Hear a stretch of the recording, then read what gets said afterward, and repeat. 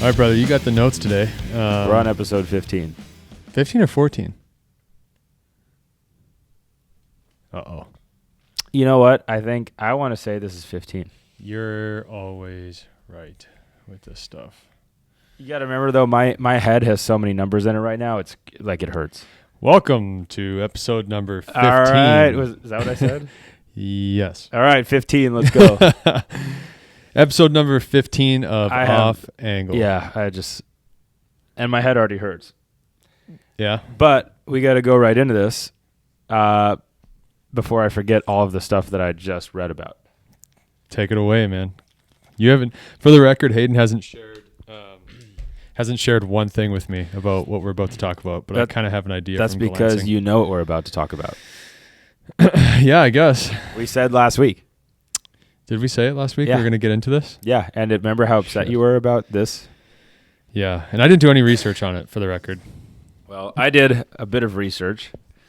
And I found... You're the research guy. I found the best explanation I could, and so today we're going to have to talk about expected goals against. Expected goals against. And goals saved above expected. Expected goals against and goals save above expected. Okay. Yes. Got it. It's in my brain. Did you remember that? Yes. I remember our conversation last week about it. I remember that majority of it makes sense to me, but I wanted to see what goes into it. Yeah, and that's what we're trying to get to. Okay, sick.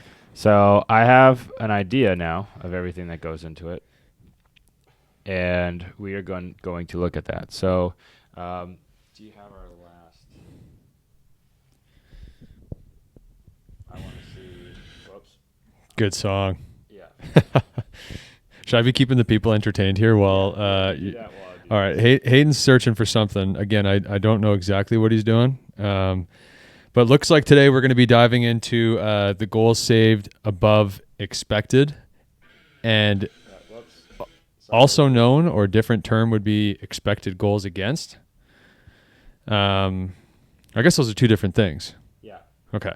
But anyways, we're going to dive into, I believe we're about to dive into what or where those equations. Yeah, everything that expected goals against takes into account based on all the research I've done. I've read some things that say that there's like 100 variables that go into it. Dang, okay. And essentially what they do is they take basically every shot in the NHL, for the most part, and they reference it, and they give it a score of essentially how certain that particular shot should go in the net.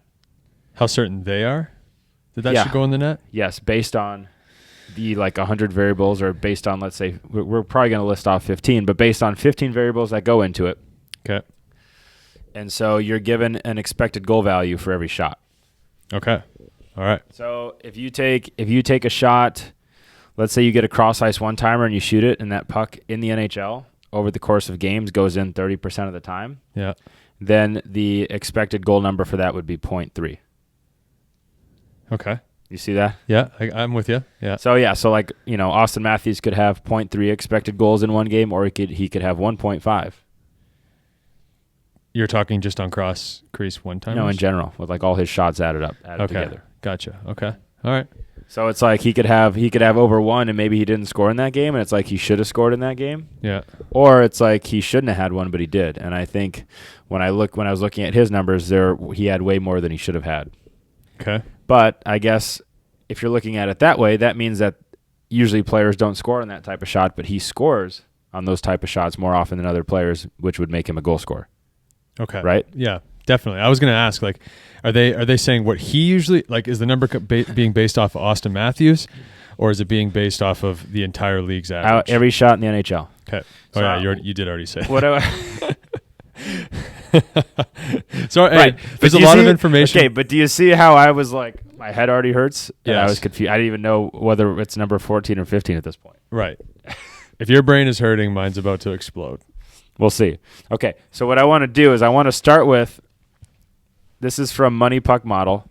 This is list this is sorted. So this list is sorted by importance, I guess, in determining all of these variables are factors that determine what value a certain shot gets in terms of how likely it was to go in the net. Okay. Okay. So here are some variables that they use, and I don't think these are all of them, but these are some variables they use to determine whether or not it should have been a goal, or I should say to place a value on it of how many out of 1 expected goals it should have been. All right. Does that make sense? Yes, it does. I understood it. So I think most people should have a grasp for it. Okay, right. Hopefully. Yeah. We'll see. I think it'll become more self-explanatory of what, if you don't understand, it'll become more self-explanatory as we list these things off. Right. So expected goals in general, from a goalie's point of view, are the number of goals you should have given up based on the chances that you've seen or based on the shots that you've seen. Okay. So you could see 200,000 shots in a season, but only have not very many expected goals because they're all just wristers from the outside, let's say. Let's pretend your team never gives up a grade A scoring chance. That'd be nice. So in that scenario, you just see every shot from the half wall. It's just a wrist shot, hits you in the chest. That's like you wouldn't have very many goals expected against for that season. Yeah, I mean, given that, you'd probably have 0. Right. Now, but you could also have the opposite where you don't see very many shots, but you have a lot of expected goals against because your team gives up only good shots, like breakaways, 2-on-1s, 3-on-1s, all that stuff. Yeah, that would probably be like a team that's considered a very good team that's constantly on offense, but maybe at times they make mistakes and make risky plays in the offensive zone that lead to a lot of defensive breakdowns and good opportunities. Right. Which happens quite a bit, I feel like. A lot with those regular season teams that have a lot of success. They seem to be often they're the team that is just, I'll call it run and gun. Yep. And they're good and they're skilled, so not very often do they make mistakes. Yeah. But when they do, it's like, yeah, I mean, they love playing offense. So, they possess the puck a lot. The other team doesn't have very many shots, but when they do get one, it's tough. Yeah. I mean, it could be a good chance. For a goalie, that's the toughest team to play for. It's got to be. That probably is. That's got to be one of the hardest things. I know we got off the rails there a little bit, but I think definitely, because you got to think, let's say you're on that team, you're seeing 18 shots a game. Maybe 9 or 10 of those are considered expected goals against. You know? Yeah. Or they add up to 3 expected goals against. Yeah, and you only give up 1, but you should have given up 3 on those 18 shots. That would be good. But maybe you give up 3 on 18, and everyone's like, "Oh, their goalie's weak." Yeah, save percentage, they're like, "Oh, that looks bad," but it's like, well, okay, so how many goals? How many expected goals did I have for this game, and how many did I give up? Right. That could almost be. Now I know last week you may have disagreed this, but now you might be thinking that's a little bit of a better metric to measure goaltending than save percentage.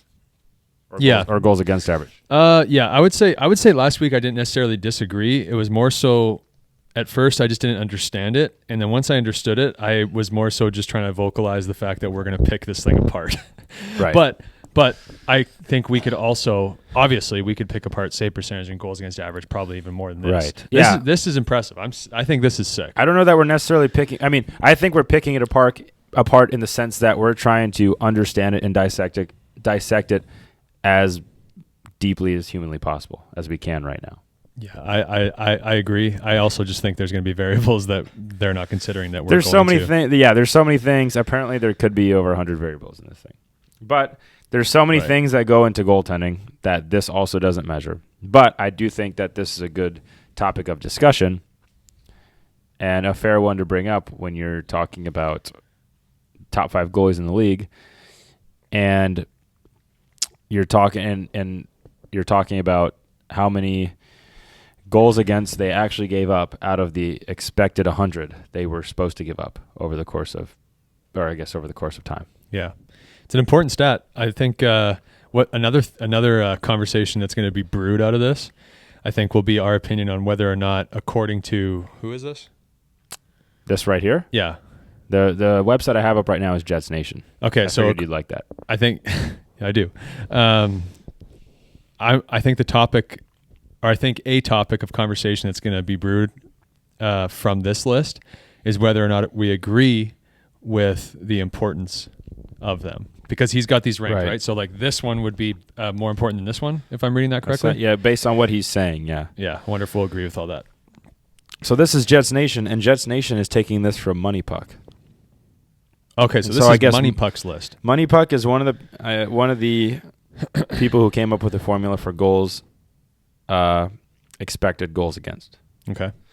And there's like 3 of them. There's like Money Puck, there's like Stat Hat or something like that, and there's one more. So I don't know how the NHL takes all these into account. But these are the 3 that are, I guess, publicly shared. Yeah, I mean, if you're the NHL, you can probably just pick whatever you want from these guys' list and create your own. Right. Yeah, you could.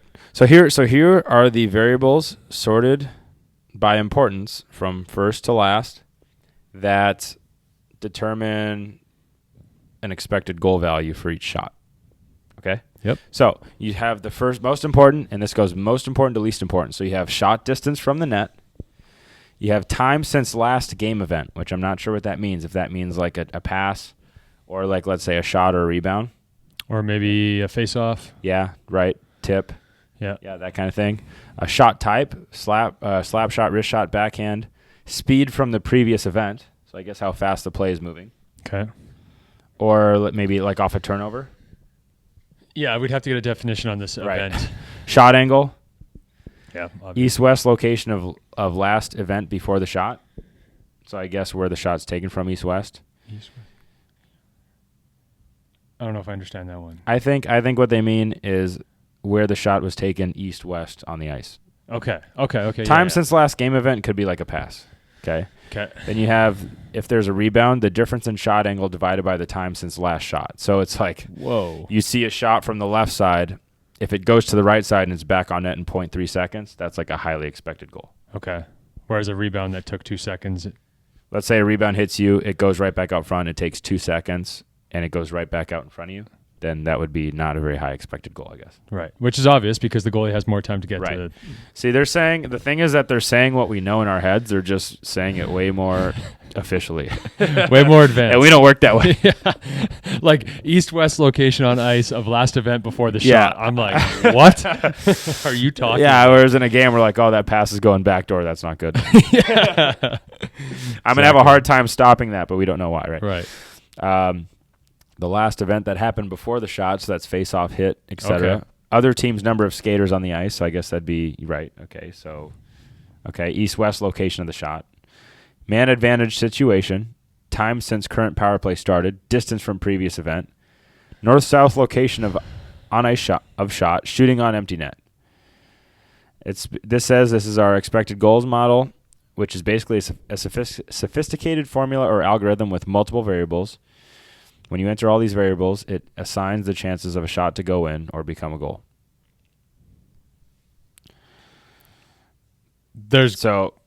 Yeah. The list is longer than everything you just listed off, but that's the end of this list, right? Right. But at the end of that, did they not just say that that's the list? I don't know. I think that there's more variables. I think those are the ones they listed right now. Was there anything about tips? I would put that under shot type. Really? Yeah. What about screens? A tip is a shot type. Screens, I think, would go into one of these, but I'm not sure which one. That could be a game event. I know they take that into account, though.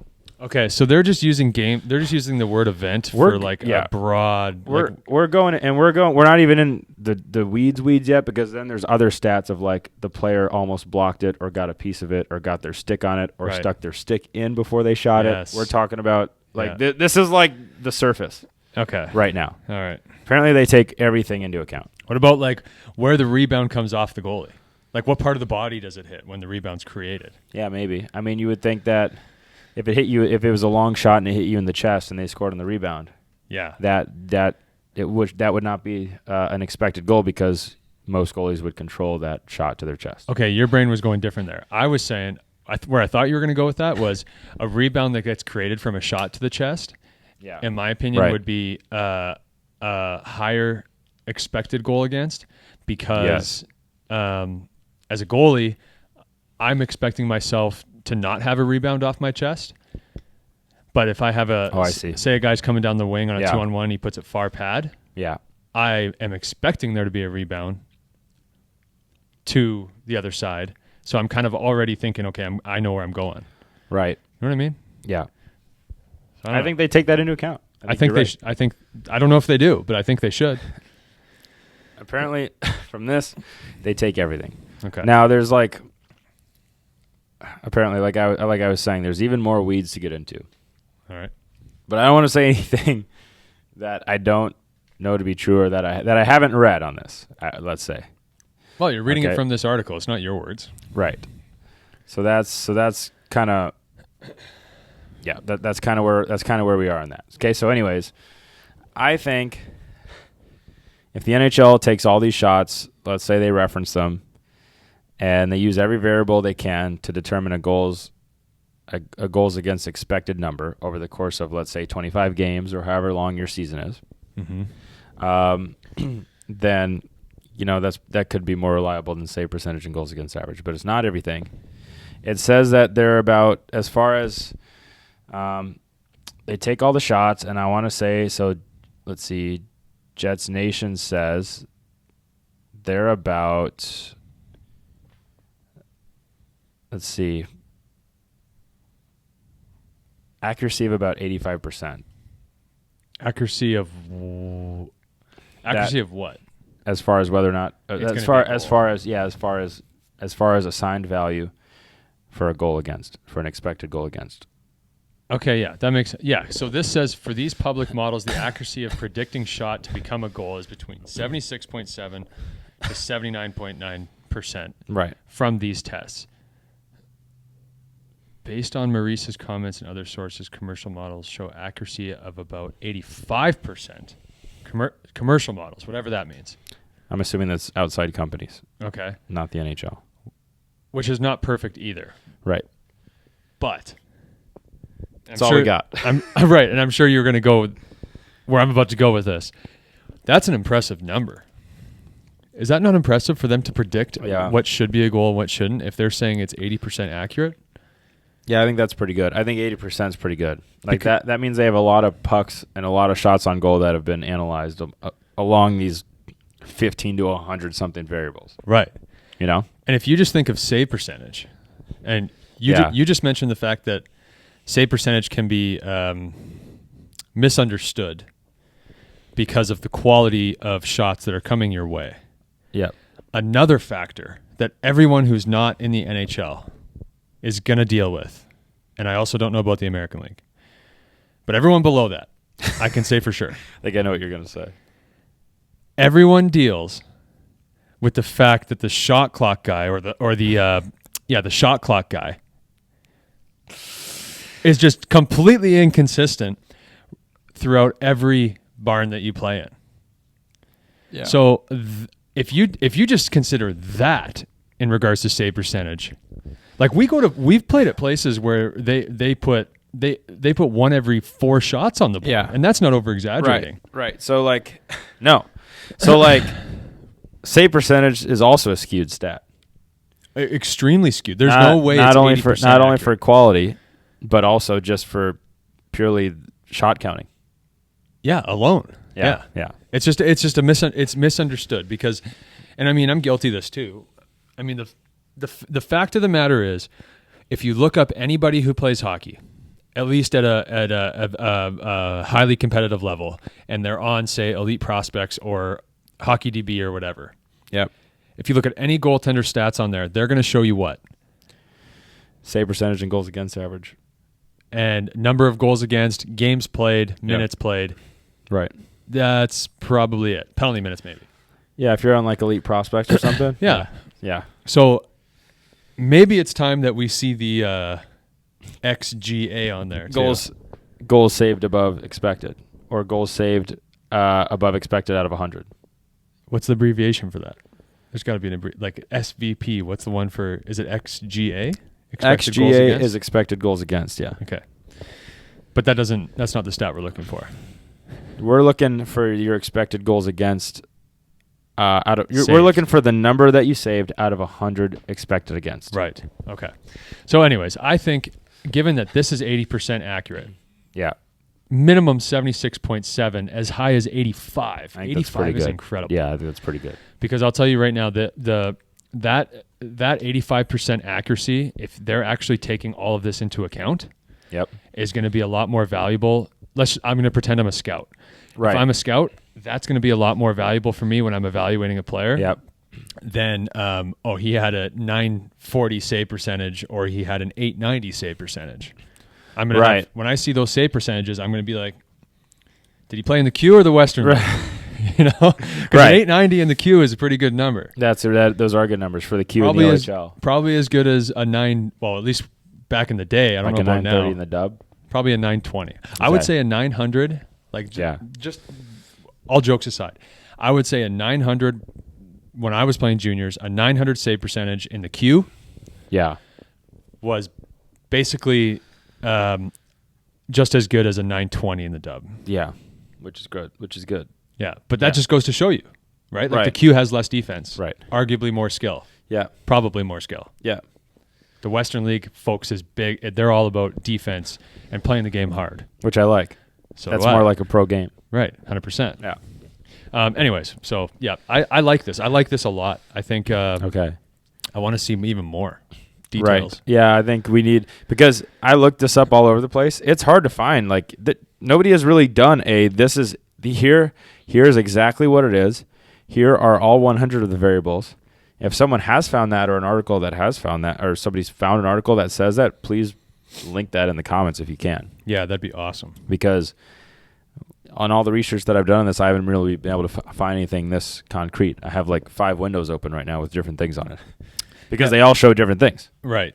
Yeah, which makes it a little bit confusing for me, and I don't know what to believe. But, I mean, if we're just going off of this, it gives you a range of percentages that I like the low, and I definitely like the high. Right. I'm happy with 76.7% accuracy. And we know it works on some level because Hellebuck won the Vezina, and he also, for this last season, stopped 78 out of the 100 expected goals against, or out of every 100 expected goals against. That is a sick number. Is that right? Or did he let in? No, sorry, he let in 78. Okay. So he let in 78 out of 100. Which apparently is a sick number. I would say yes, because expected goals is like they're all, basically going in because you're adding up those values. Right. So that means, he stopped 78 out of 100 goals. Out of every 100 goals, he's expected to give up, which is good. Right. Imagine the expected goals against back in the day. Well, what day? 70s? So you're saying like Gretzky, like a guy comes in, rips one on the ice, an ice 80s. burner? Yeah. Guy comes in, rips an ice burner from like 2 feet inside the blue line, and everyone's like, "Oh, that's a .8. That's an 80% chance of going in." Yeah. Gretzky gets the puck on his tape, crosses the blue. Oh, that's going in. Yeah. As soon as Mario Lemieux is across the red line, that's like an expected goal. Yeah. Now it's like no chance. Yeah. Now it's like, oh, he's crossing the blue line. It's just not going in. Right. So that's the expected goals, and I think it is a fair stat to go expected out of 100. Yeah, I want to make our own. Yeah, we might have to.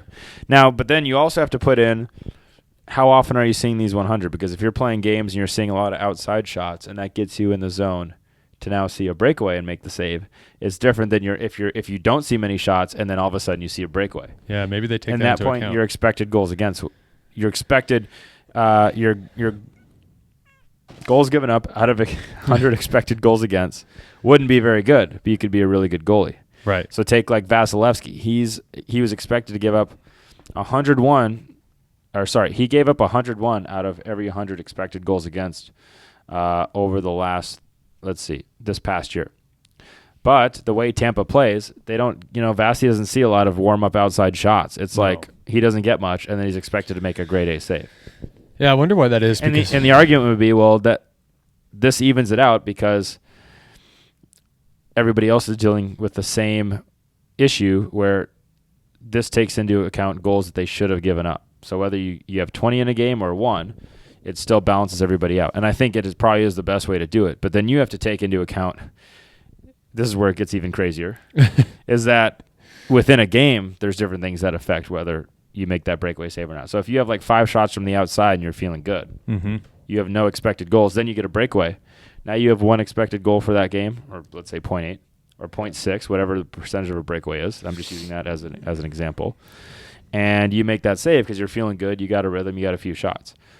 Now compare that to maybe your Vasi. Tampa hasn't given up any shots. You've had like 3 shots this period. You don't have a rhythm. Yeah. Now you see a breakaway. Now you're both at 0.8 expected goals against for the game. Let's use that number for an example. But goalie number 1, who's had a bunch of shots already, feels good, is focused, and is ready for that. And goalie number 2 doesn't have that flow yet. Okay, but what if they take that into consideration? Oh, if they take goalie flow, if they take goalie focus into consideration, then I'm done. I can't. Explain this. But it would be easy.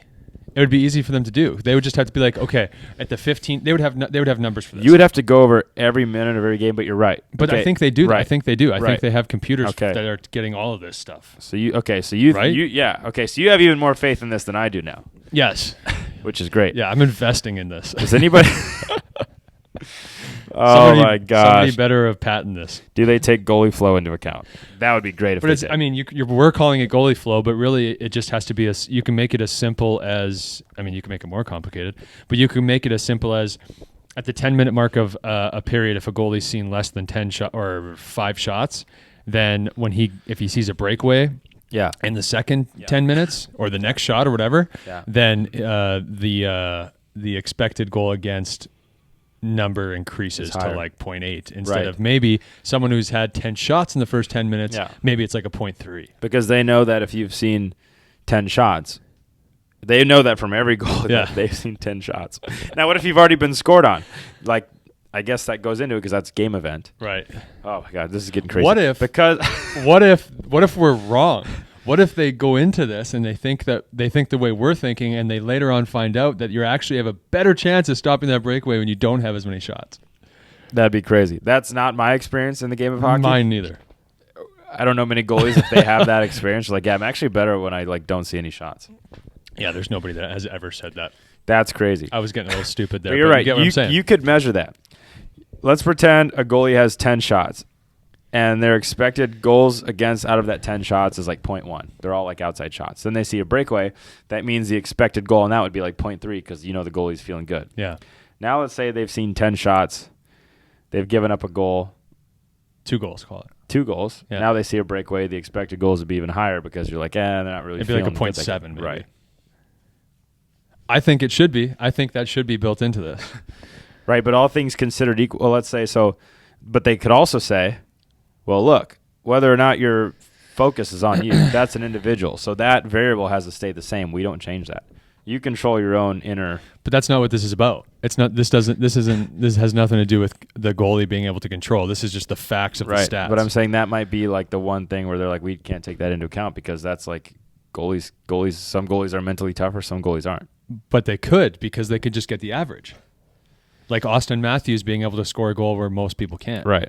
Most goalies, if they only have 5 shots against in the first 15 minutes of the game, are going to give up or have a 0.5 chance of, or help me out here, a point. Their number is 0.5, right? Yeah, that's a good way to say it. I lost myself. But you get what I'm saying? Yeah. I think they could measure it just by simply sticking to the into what's happened. Yes. Okay, which they have said they take game events into those. So, but what is a game event? We don't know. But to your point, they could easily take that into account. Yeah. So, we say all this to say, is it fair? And let's say, so a guy like Markstrom, we left out of our top 5 goalies list, but he gave up 82 out of 100, which is second in the league. So technically he could be second best goalie in the world, because the best goalie in the world right now, Hellebuck, gave up 78 out of every 100 expected against. Yeah. Is it? Your question was, is it fair? Yeah, I think it's a great thing to bring up and discuss. I think it would be fair and hard to argue, but I'm still not 100% bought in. Yeah, I agree, because Vasi has 101 goals against out of 100 he should have given up last year. That stat is still stupid to me. Which is How do you have average. above 100%? Because you're thinking of it as a percentage. You got to look at it as a number. This is out of 100 goals against, or 100 expected goals against. So how does he have 101 goals against on 100 Because expected goals against. so think about all the shots that he saw. Yeah. You add up the value of each shot, it goes to 100. Okay, 100 total goals. Yeah. So you had Austin Matthews with a wrist shot that was 0.3. Then you had Mark Stone with a one-timer that was 0.8. That's 1.1 expected goals against now. Okay. So you take all those instances and you add them up to 100. Okay.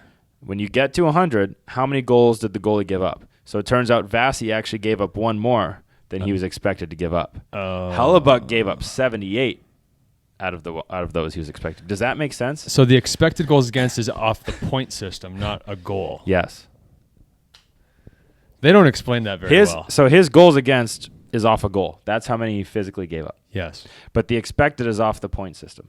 Right. Yes. I'm with you now. Right. You explained that very well. Okay. Thank They, you. however, no one has ever explained this to me. Well, I don't think anybody really knows much about this.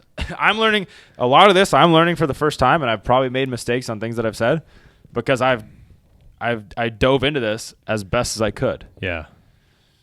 You did pretty good. I mean, hey, you know what? You did good because you found a list of at least what this Jets Nation and Money Puck or whatever it's called, think is the most important, and then you went and found a percentage for how accurate it is.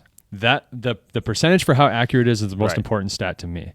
Right, because they could give us a list that says these are based off of what they ate for a pregame meal. Right. But it has 85% accuracy. It's like, okay, sure, that's good enough for me. Yeah. You know? Right.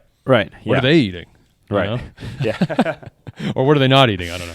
Exactly. You might try to emulate that. Did you see that Erik Karlsson? Oh no! Don't get me going on Erik Karlsson. Did you see that Erik Karlsson? Have you seen his pregame meal? Yes. Isn't it like the pasta with ketchup or something? And raw onions? Yeah, he's crazy. I wouldn't eat that. I wouldn't eat that for any meal. Much less pregame meal. We've all heard of Alexander Ovechkin made this famous. We've all heard of what a Showtime pregame hotel meal looks like. Right? It's a pretty good spread. With cross sauces. Well, he crosses the sauces, but I'm just saying it became a topic of conversation because he crosses the sauces. Yeah. But because he's crossing sauces, there's multiple sauces at this table. Right. Okay. What a treat. There's pasta, there's rice, there's chicken, there's probably steak or fish, and there's ice cream, and there's all this good stuff. Whatever they want. Right. Eric sits down at the table, grabs himself some noodles, goes to the chef, say, "Hey, can I get some raw onions?" He's like, "Why do you want those?" "Need them for my pasta." Yeah. By the way, you got any ketchup? Is that not twisted? Yeah, it's wild. I would no. There's no way. I would never eat that in general, or for ever, or for pregame meal. Yeah, you could tell me that eating that meal would make me 6'4", and I just wouldn't eat it. That's right. You're like, no. Actually, I'd probably eat it.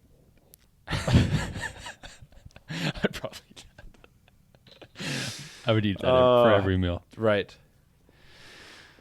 Anyways, yeah, I would never do that. That's crazy. Okay, I'm good at getting you off topic here. Sorry. Okay, that's okay because now I want to highlight some other stats that I looked up that are interesting to me.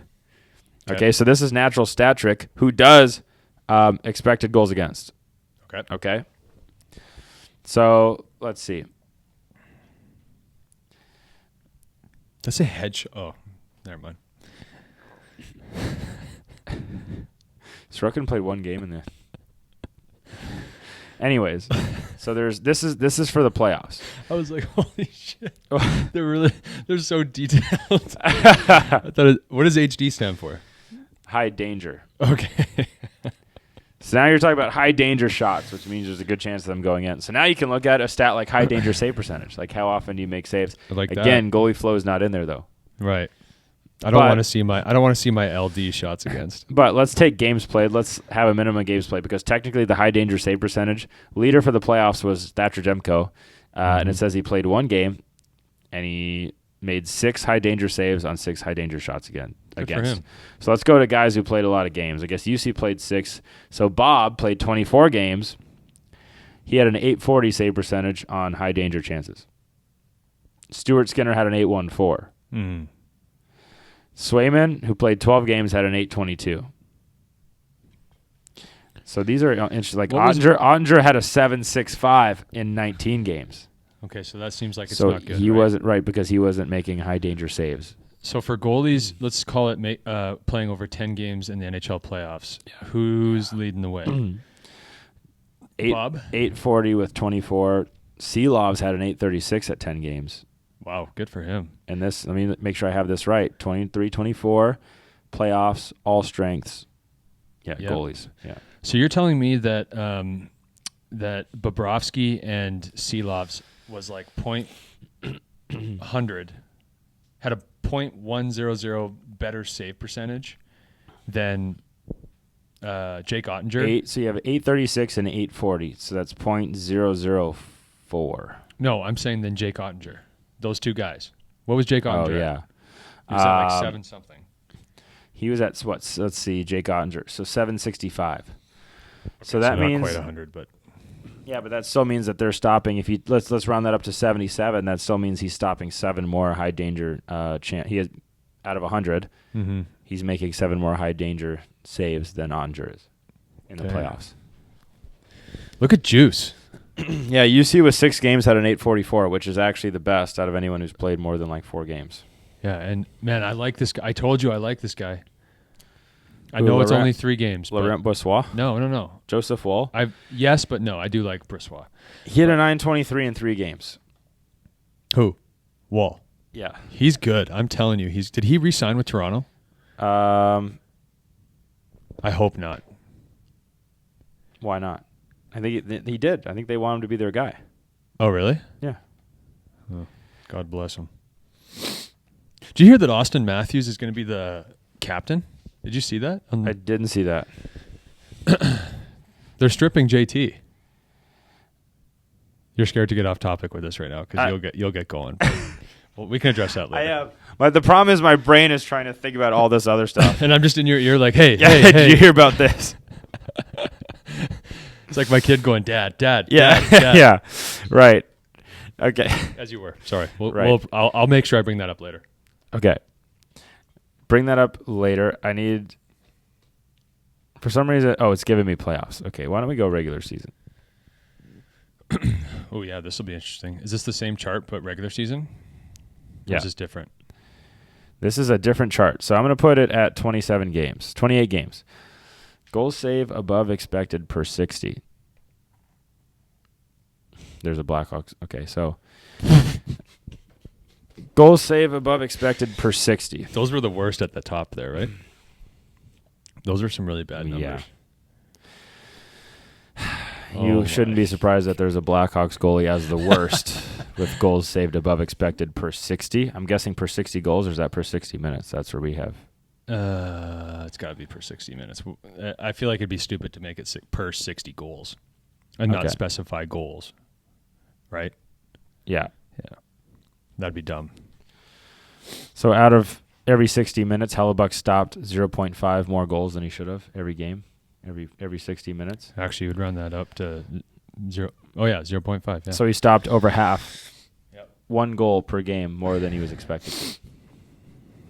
This is just getting crazy. See, this is where we're getting in the weeds. This is where it's getting crazy. Yeah. There's no one listening anymore. It's just you and me talking. Thatcher Demko 438, Jeremy Swayman 430. I don't want to do just straight goal save above expected, but like the Hawks goalie had minus 18.2. Oh no. Wait, that's above. Wait. So he played 32 games. He should have given up 95 goals, but he gave up 114. So does this mean that Wassey's would be -1? Yeah. He was minus 18.2? Yeah, he played this, of course, is a Hawks goalie. And the next one I'm not going to have fun talking about either. Okay, so you have Harvard Soderblom. Number 4. I hate this.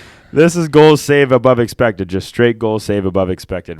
It's the bad numbers right now. So right now we're at minus 18.2, and that's Arvid Soderblom with the Hawks. I almost don't even want to do this to these guys, especially number 4 and number 2. Corpy is minus 16.1 with the Sens. But like the Sens, they're not taking enough into account for his 2-on-0s. Fleury minus 11.1. John Gibson minus 9.6. Interesting. Sam Sonoff minus 8.1. Anton Forsberg minus 7.3. The Sens goalie's really repping right now. Yeah. Grubauer, your favorite, minus 5.8. Elvis minus 6.3. Ooh, Darcy. Juicy. It says UC was minus 3. Vasi minus 2.5. Wow. See, but now we're getting to some good goalies here. Sorokin 1.4. Mrazek had better goal saved above expected.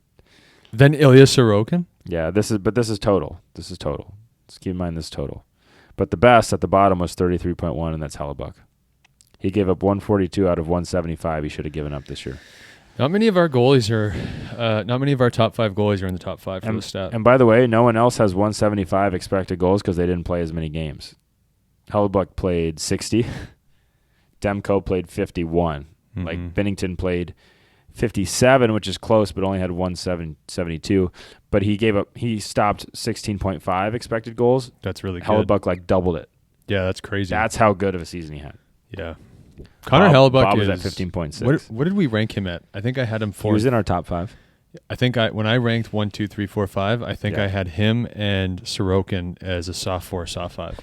Gotcha. But he might be higher than that. And by the way, this is according to Money Puck. Right. And Money Puck is one of the people that put these goals against expected or expected goals against together. Correct me if I'm wrong. Please. This is regular season 2023, 2024, 28 games played. Does Belfour Fan 001 have different numbers than Money Puck? One, he has 101 goals against out of 100 expected. So I'm not sure that we'd have to make like a conversion. These are just straight up. These are just straight up goals saved above expected. I got to find where they found the out of 100 because that would be a cool stat for us to look at. Yeah, definitely. Okay, so that's goals saved above expected. What do you think about the stat? Because remember, we were going to go into this week, and we were going to get your final thoughts on this stat for right now for this week. Okay. I like it. Okay. Actually, I love it. I need to know more about it. Yeah. I love the fact that it potentially has 85% accuracy. Yeah, that's cool. Because I don't think that exists with any other stat within the position. And the 85%, that article was written in 2020. So you think it's improved? So you got to think it's higher than that, right? Well, that's unless the they highest, haven't gotten any better. That's the highest percentage. That's the highest percentage according to this article it could in just 2020. Be there now. It could that could be the average now. Yeah, because right. this says 76 roughly to 85. Right. Gotcha. Yeah, that makes sense to me. I love the stat. I want to know more about it. I want to know all the details that go into it. I want to know if they take into consideration the amount of shots a goalie's had prior to the grade A chance. Yeah, or like the goalie flow, as we call it. Yep. But yeah, man, I'm all for it. I think I'd like to see it on more common stat lines. It's kind of cool. I think it's cool. I like it in general because it's supposed to level the playing field for goalies, which is sweet. Yeah. I would just like to see more published on. I would like to see like a full top to bottom report on this. And there could be one out there and I just missed it. Yeah. But I would love to see that. Yeah, we'll just have to do some research. This is every single variable that goes into it. Yeah. This, here's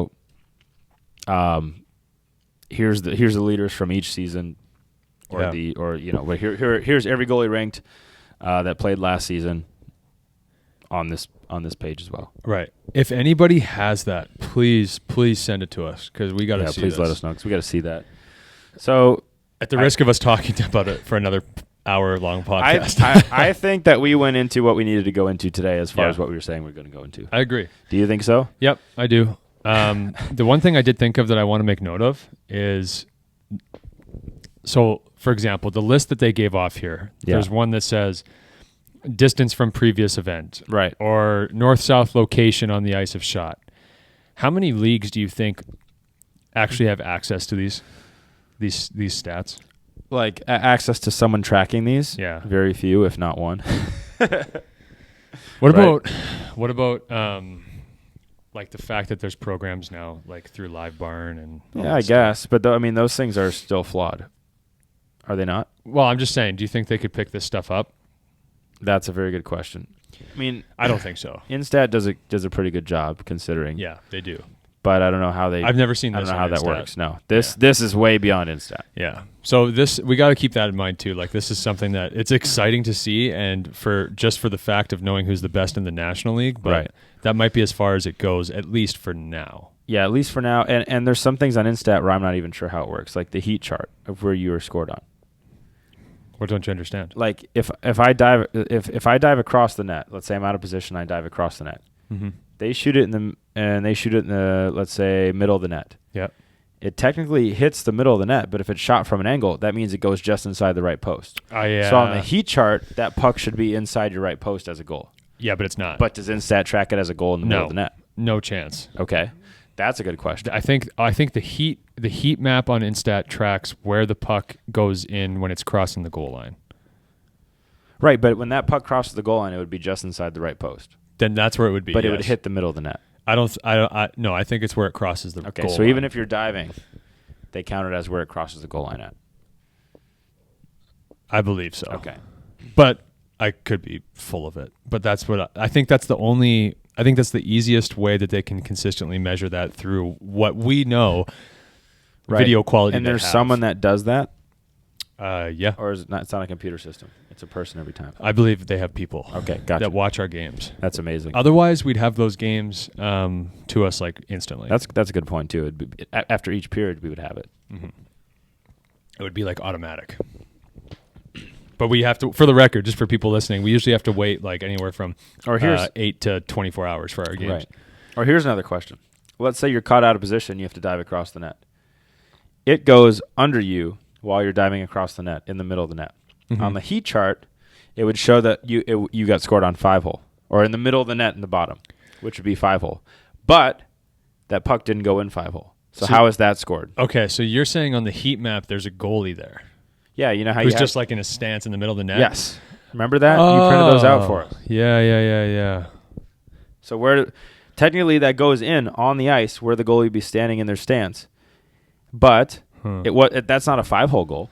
So how does that count on the heat chart? Yeah, I didn't think that far into it. You're right. That's what I'm asking. I don't know how they track that. They would have to. They should just not have that goalie there. Yeah, because it's hard to. They're doing it. The reason they do it is because they want to show like strengths and weaknesses. So they want to say like when you shoot on the goalie, shoot here or shoot here. But even then, that stat would be skewed extremely. Because like you said, if you're diving across the net and it goes where your 5-hole would be if you were just standing in the middle of your net. Right. That's not how you don't have a weak 5-hole. Right. You're just bad at you get out of position a lot. Yeah, you win. Yeah, but the heat chart it doesn't reflect. You can't reflect that in a heat chart. Yeah, I think. But see, the thing is, you could easily find it out by just the heat chart is crap if that's how it's done. Okay. But you can easily find it out by just clicking on those goals on those.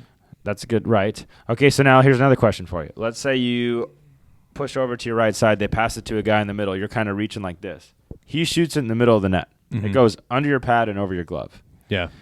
But it goes in the middle of the net. So technically, on the heat map, that could be low glove. Like your low glove isn't good because it goes through your low glove over your pad. But where it hit the net was in the middle. Yeah. So on the heat map, it's probably showing that it's like you're getting scored on through the goalie's belly. Yeah. But that's not how it happened. But credit to their heat map.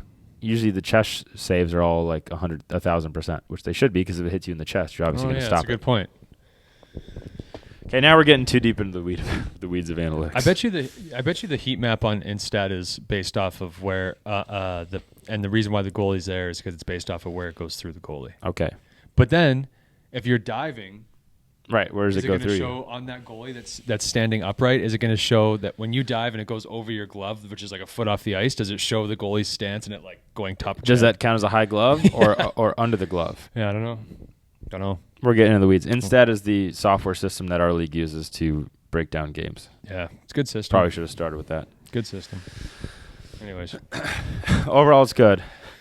Okay, so that's goals, expected goals against. My brain is fried right now. Yeah, me too. But I think we spend a couple minutes and get into one more thing, and that is our favorite ways to reach our protein goals or our protein intake numbers during the season.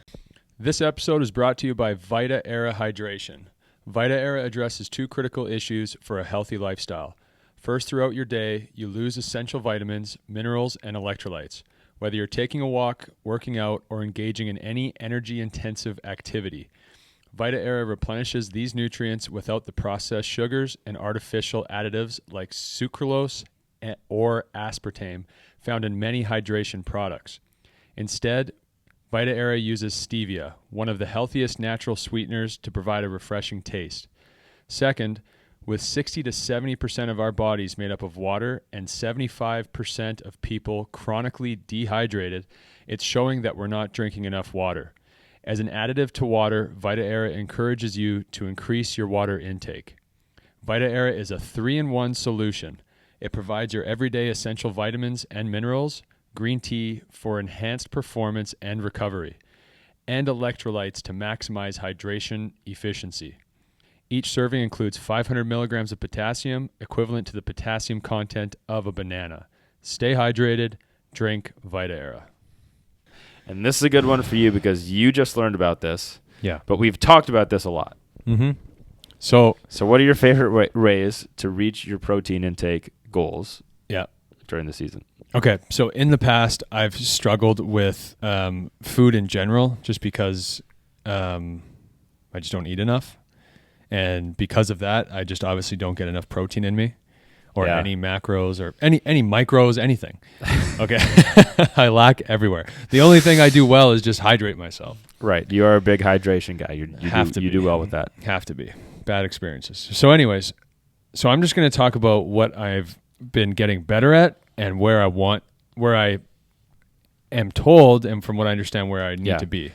And then I would probably like to hear what your in-season eating plan is going to look like every day. Okay, I'll do my best because I'm still waiting to hear about that. Okay, but you know what you need. Yes. You know what foods to get it from. Yep. So when are you going to eat like each food? Okay, so start with the first thing though. I don't know if I can. My brain's mush. I'm just going to roll right into what it's going to look like, okay? And then when I'm done that, get me back on track. Roll right into what it's going to look like, and I think we can work backwards from there. Okay, sounds good. So my normal weekday, practice day, okay? I'm going to roll with this. Does she want game day? I think we could throw a game day in there. Game day is where I would struggle more than anything. Okay, then I'm going to let you take game day. How about we do that? Or do you want to do both?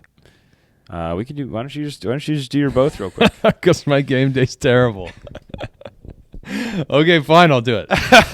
Okay, starting with practice day. All right, so mid season, it's a Tuesday. Right. Wake up in the morning. Yep. I get 30 to 60 grams of carbs into my body. How? Via mostly fruit. Okay, so you eat a ton of fruit. Either a fruit or a sauce. Okay, so you wake up. Okay, so you wake up and we're getting fruit. But I want to say that's like 3 grams of protein so far. Yeah. I'm not. Am I just talking protein or am I talking everything? The comment was from Crystal. Okay. Was protein. Okay. I'm going to have to just explain everything to get there. Okay. And if you need to interrupt and be like, okay, now you're talking this many grams of protein, I'm going to help you work backwards from your own plan. Because the entirety will help with what I want to share with everyone that I learned last night about carbs. And let's start off with the fact that you need probably 200 grams of protein during the season. 185, 200? From what I understand, yeah, at least, yes. Okay, at least. I think so, yeah.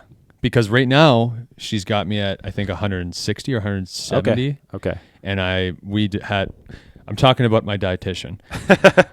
We had a discussion last night about how next month we're going to be on the ice 4 times a week. And then the month after that, being October, we really amp things up because now we're into the season. Okay. Anyways. This is a good timing for this conversation, by the way. Because everyone's getting into their season. Well, and you just talked with Kelly, so it's fresh on your mind. Fresh. I think I'm going to impress you with everything I'm about to say. Okay. I'm just going to let you take the reins. What's going to impress you is the fact that it's coming out of my mouth. Not that you're going to be like, whoa, that's amazing. I never knew that. You're probably going to know all this. Anyways, so I wake up in the morning. I get 30 to 60 grams of carbs. And since those carbs are coming from fruits, I'm getting sugars. Okay. Which apparently, keep in mind, this is all not my knowledge, but knowledge that was given to me. Yeah. Is important for me to have before my workout because given the time I wake up and my preference of not having a full stomach during my lifts, that is the baseline of what I need. Okay, fair enough. To get through a lift. Yeah. So where I'm going to interject is right now we're at net 0 Yes. grams of protein. I will go and do my workout. And again, this is during the season, so that workout's going to finish around 8:30 in the morning. Yep. Immediately, as soon as I can after that, I am going to get anywhere from 50 to 90 grams of carbs in my body. Okay. Via any source. Protein bars? Preferably not. Okay. The old Oatmeal? me, yes. Oatmeal, fruits, Okay. bagels. So more fruit, more big. Okay. Okay. So we're still Foods. We're still at, for all intents, right? Foods, not protein bars. If possible, Do we count yes. foods as we count? Let's for our purpose right now, we won't count protein bars as food Or protein shakes. or protein shakes. Okay. All right. So preferably foods. Right. Okay. 50 to 90 grams of carbs. For pretty sure 2 reasons, definitely for one. And this one was made very clear to me yesterday. Because immediately after my workout, I want to get, I think it's 30 to 60 or 30 to 80 grams of protein in my body. Yep. Those carbs are going to give my body what it needs for energy. Yeah. My body's going to take those carbs and use it for energy. Yep. And in doing so, my body's not going to take the protein and use it as energy, but it's going to take that protein afterwards. Okay. And use it to recover my muscles from my lift. Okay, gotcha. I do Makes have sense? a question about that whole thing, and you may not know the answer because I don't know the answer to this one. Okay. I just wonder if she brought it up. Okay. Why does your body take the protein right away and it doesn't take fat and use it for energy? Is it because protein is more readily available as energy? And fat is more a slow burn energy? So you're saying no carbs? No, I'm saying pretend you don't have carbs. It takes the protein. Mm-hmm. Why doesn't it take your fat? Why does it take the protein? Is protein more readily accessible? I don't know. Okay.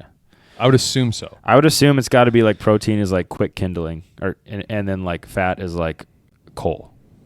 Yeah, like probably. Slow, like it's slow burning. Right. So you need it over an extended period of time. Yeah. Your body's like, I need energy right now. The most convertible thing I have to energy is protein. That's what I'm going to assume. Why don't we just have Kelly on here? What are we doing? I don't know. I'm just going to tell her to listen to this, and then she can come on here eventually and just shred us. I hope she does. Me I will too. literally say, here's 2 hours. You have the mic. But here's the thing. I had over an hour-long meeting with her yesterday about this. Yeah. So you're at no fault. Everything I'm saying that she's going to chew me apart for, I'm completely at fault. 'Cause she's going to be like, I just told you this. So you're saying so far you think we're doing okay? Kelly literally has to put tasks that she sends notifications to my phone through an app to remind me to drink water. Right. Sweet. Okay? So this is who you're dealing with right now. Okay, so let's say you're still at 0 grams of protein.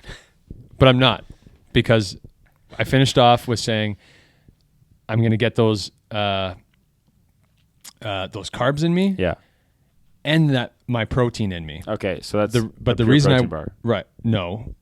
the protein Yeah. is going to be coming from foods such as eggs or cottage cheese. So you're going to have eggs and cottage cheese at the rink every day. I'm probably going to have after workout. Yes. Okay. And I'm probably going to have a shake with that as well. Okay. Okay. So now that if you have the eggs, let's say you're at let's say you're at 24. If you have 4 eggs. Okay, I'm going to have 2, so I'm at 12. You're at 12, and then a shake could be like 30 or 50. Yep. So let's say 62.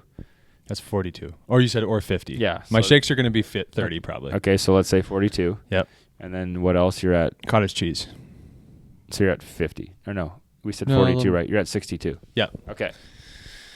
Which I think is pretty good. Before practice. Yeah, that's good. From what I understand, that's pretty good. And the fact that we're going to be going on the ice probably an hour after I eat that meal, being a guy that just doesn't like having food in my stomach when I play, I'm happy with that. But we work out 7:30 to 8:30. Yep. We're on Goalie World at 9. 9:15. Shooters out at 9:30. Right. But Goalie saying World we get 9:45. 8:30, you get to the rink at 8:35. Now you're done eating at 8:45, 8:50. That means you're on the ice in 25 minutes. Or sometimes less, depending on what we have going on that day. I might have to ask Kelly if I can flip flop. Okay. So now now you got all that done. Yep. Now we're after practice. You're at 62 grams of protein about. Now what happens? Hammer the protein and carbs. So you're going to have like chicken. I'm going to have chicken, and I'm going to have that with rice or potatoes, or I'm going to have it with bread. So you're talking like a 70. So we're jumping up 70. So now we're at like 132. Yes. And you need, what did you say? You're going to try to get to 200? Yeah, let's just call it 200. So yeah, you have that, and then maybe you have a steak for dinner? What are we at right now? 132, I think we said. Yeah, so then, yes. Okay. Yeah. So then she wants me to have a afternoon snack. Whoa. Which, with protein? Mm-hmm. Which, I don't have my phone. Which, by the way, is okay at that point because it's not a meal. Yeah.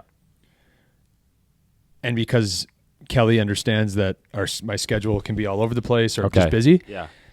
That is a time of day where she's going to be like, go grab a protein bar.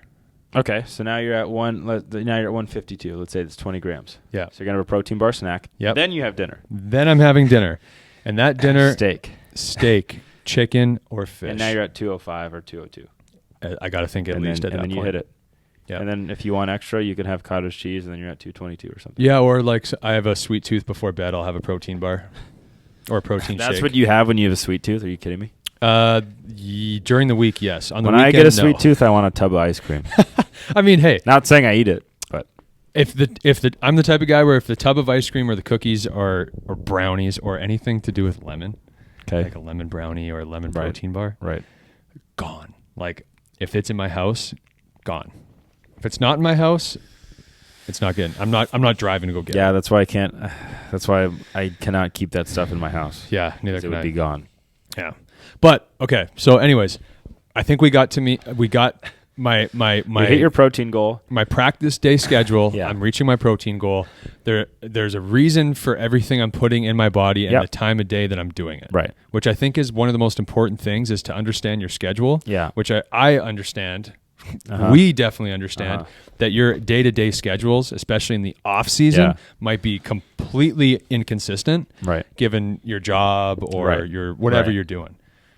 But I think you can plan your food schedule, as close to the day before. I think so. I think So I think your tips would be know your schedule, eat full healthy foods eat real foods that are full of protein. For definitely during your 3 meals of the day. Chicken, steak, cottage cheese, eggs. Your breakfast, your lunch, and your dinner. Supplement as needed. Yep. To reach your for grams of protein. Okay. Yep. Convenience, maybe cost, whatever it may be. Well, I mean, it's just you're busy. It's hard to cook that much. Right. But there's also there's that factor of just being disciplined with it, right? Like I didn't have any. Oh, actually, sorry. This morning I had some eggs. I had time to because we had a short lift. Right. If it wasn't for the short lift, I would have had a protein bar for breakfast. That's on me because last night, for the 2 hours before bed, I could have been hard boiling eggs. That's a good point. Right. So you're like, okay, this is what I have tomorrow. I should cook right now. 100%. It is good to batch what you cook. Right. I do like doing that. And I just got to get into the habit of doing that. That's all. Yeah, it's just habits. Yeah. But that's good. Do you want to know my game day, or are we frying these people's brains and we should just jump right to your day? Can you say your game day in like a minute and a half? Yeah, easily, because I have one meal pretty much. Okay. Is Kelly going to change that? I hope so. Yeah, you usually just wake up, go to morning skate, go home, you eat a meal, and then you go to the rink. Yeah. And then you sleep, Chipper. and then you go to the rink. I have Chipotle. Yeah, you're right. You wake up, you work out, you go to the rink, you eat have one Chipotle bowl. I have a protein bar before skate. Okay, you eat one Chipotle bowl, you hibernate, and then you just wake up and go to the rink. Yeah, and drink gallons of, that's over-exagging, but gallons drink of a water. lot of water. Yeah. And Okay. electrolytes. Okay, so right now you're sitting at, let's say, 70 grams. 80 grams a day. And then at 10 o'clock at night, when our game is done and we're walking out of the rink, maybe even 11, probably 10:30, I shove whatever food that we have that we're lucky to be given to by our booster club into my belly. And then an hour later, I'm laying down going like, oh. And you don't really track what's in that. No. Yeah, so you don't know how many grams of protein you're getting at that point. No. It could be really good. It could be really bad. Right. Depending on the meal. Okay, right. Sweet. So my game day is a shit show. Your game day is like... Nutrition-wise. Your game day is like 100 grams. But it's also, But recovery, you need probably 185 200 because you're talking about playing the next day too. In our league, usually. Yep. Domino's Pizza on the bus doesn't cut it. No. Which is but what I I'm think used to from juniors. It's going to be. I'm very interested to hear your game day because I've seen it, but I'm not with you every second of the day, and I know Right. you're very disciplined when it comes to getting Well, at least your protein in you. Yeah, but I know my game day I'm not reaching my full protein. I don't think. Well, let's hear it. Well, I wake up. Let's see. I have probably, if I can, 4 or 5 eggs. So 5 eggs, 30 grams of protein. I'll have a yogurt. That'll be 25. So that's What kind of 50 yogurt? ratio. Is that a Greek? 25. No, just a yogurt. 25 grams of protein per little carton. And it's not Greek? Not that I know of. I don't know. I thought it's a yogurt. I thought all yogurts with protein were Greek. I don't know. I don't know either. Could be. I'll look. Yeah. I'll look. But Okay. it's good. It's got a lot of protein. Okay. And then I have oatmeal with that too. So what do you which, add? Which is carbs. So if I do have all those eggs, let's say I have 20 grams and then I have 25, so I'm at 45. But you're having 4 to 5 eggs. How many 20. No, 24. No, 4 times 6. Yeah, 24. Holy shit. Then a ratio, so that's 25. So that's about 50. Okay. Yep. Then we have our workout. Mm-hmm. Then we go on the ice. No food. No food. Okay. After that, I try to have a protein shake, which would be like another 30. So that's what, 80? Mm-hmm.